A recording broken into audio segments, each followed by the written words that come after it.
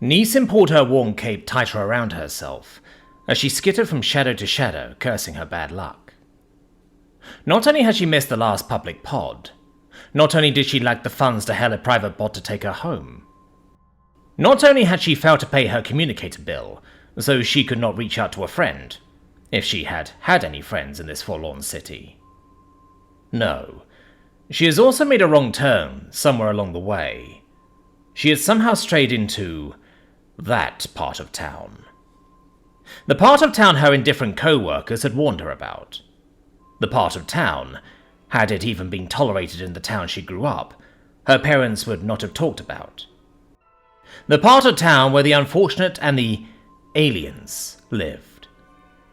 She tried to make herself small as she darted across a pool of light, every instinct telling her to hide in a dark spot, cursing her brightly coloured cape.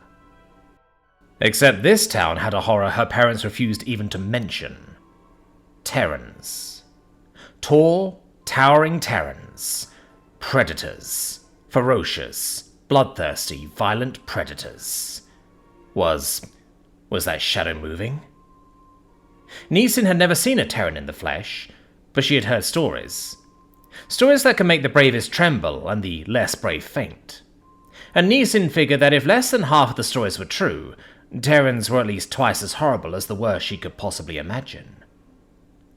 What was that sound? Heavy footsteps? And was that a light? Neeson panicked. A handy alleyway presented itself, and she darted into the darkness, unthinking. A dead end. Neeson froze, feeling her guts twist and turn. Gods, she thought. Make it painless, or at least quick. The heavy footsteps stopped just outside the alley. A tall bipedal figure peered around for a second, as if to make sure there were no witnesses. It pointed a blinding light at her, making her whimper. And then came a voice that made her limbs freeze and her brains boil. "Are you okay, miss?" it said in passable interlingua. "Should I walk you home? This can be a very rough neighborhood if you're not local."